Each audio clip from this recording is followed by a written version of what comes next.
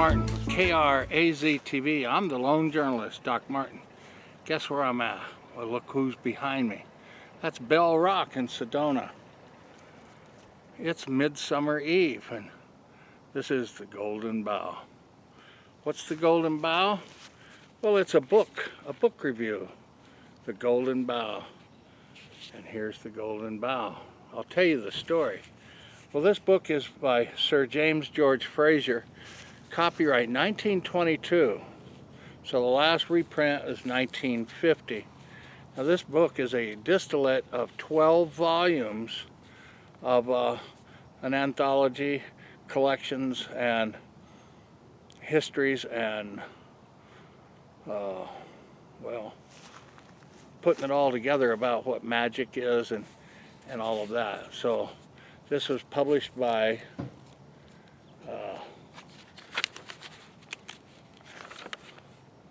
Macmillan Publishing, copyright 1922, and then it was republished at Barclays Bank 1950. So 3 distinguished leaders in American life were asked to choose the 25 most important books published since 1885. The 3 men were John Dewey, Professor Emeritus of Philosophy at Columbia, the late Charles A. Beard, noted author and historian, and Andrew Weeks, Editor Emeritus of the Atlantic Monthly. Their lists differ widely, but on 4 books, all these able judges agree. The Golden Bough was one of them. In this 1-volume edition of the Golden Bough, the late James Fraser himself expertly compressed the wealth of material contained in the original 12-volume editions. So the Golden Bough is an absorbing account of the use and development of magic, customs, social practices, and religion among private and primitive men and women. It was based on the author's personal research during many years of exploration in the farthest and most obscure corners of the world. Here, as no other book, you can trace the gradual evolution of human thought from primitive to advanced cultures. Here you can discover the roots of our scientific, social, and religious ideas. You will find early man enmeshed in a nightmare of magic, wizardry, taboos, suspicion, a creature of such fears and terrors that you will wonder how he kept his sanity. You will see the slow modification of weird and awful bloodthirsty customs. You will watch the halting entry of religion as opposed to magic.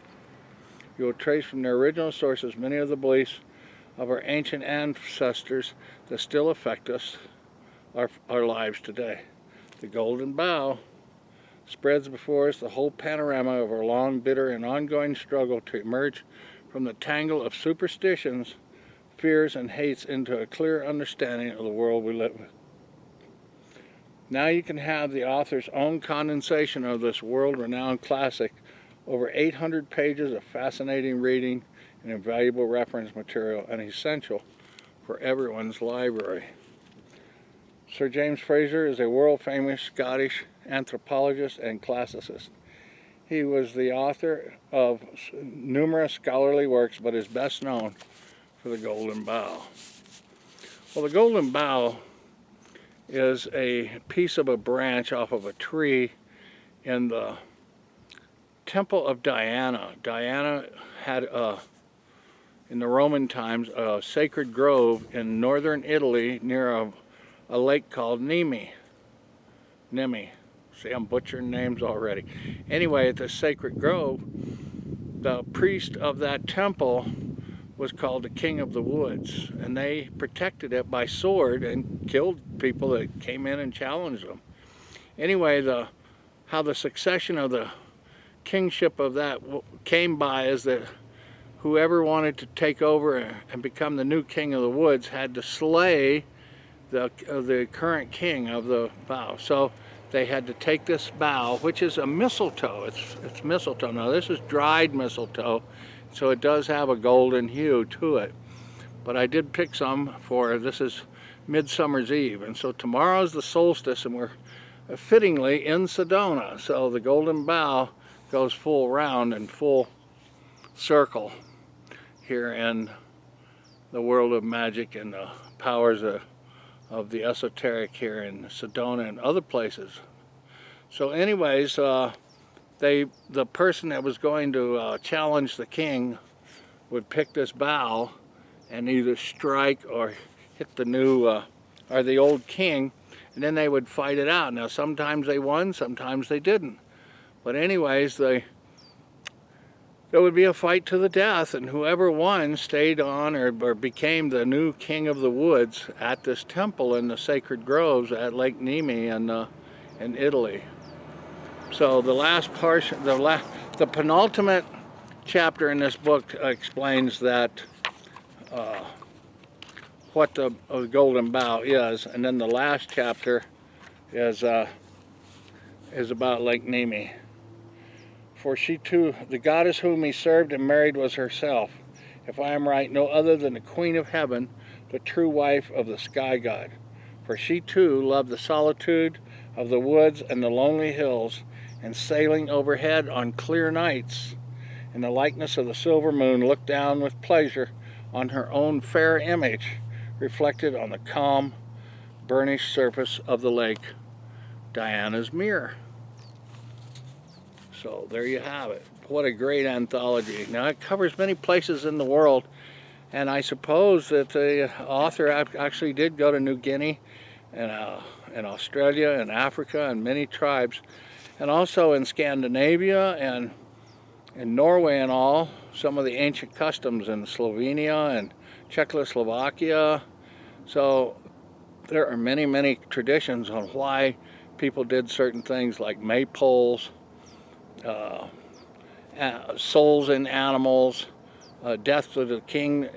The king was usually killed in his prime so that the vitality never was lost by weakness or sickness and infirmed on the part. Some people were proxy kings and held the temporary position, then they were slain. Beltane Day was May the 1st. That was a druidic a ceremony, and in Wales, we just covered that on the history of Wales on our last book review, or a couple back, that Lindau man was a bog man put into bogs at the time of the one of the last conquests of the Romans in Middle England. This was before Hadrian's Wall, of course, but anyways, what a fascinating story. And of course, Ireland never had the Romans come to them.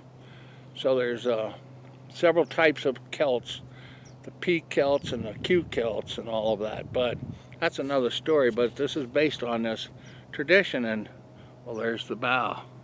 Here's the book. Came from my mother's library. She was a published author and did have past life readings in Northumberland. And that's another day for another story. But get this book if you can. It's a real keeper. It's called one of the 20th century's most influential book. And the author was born in the century before that. And now, 2 centuries later, we have this condensate of the golden bough. I'm the lone journalist, and from, that's right, Bell Rock here in Sedona, this is Doc Martin saying, keep watching all of our shows at KRAZ TV and come to Sedona and visit. Goodbye, the golden bough. And this is our final parting shot.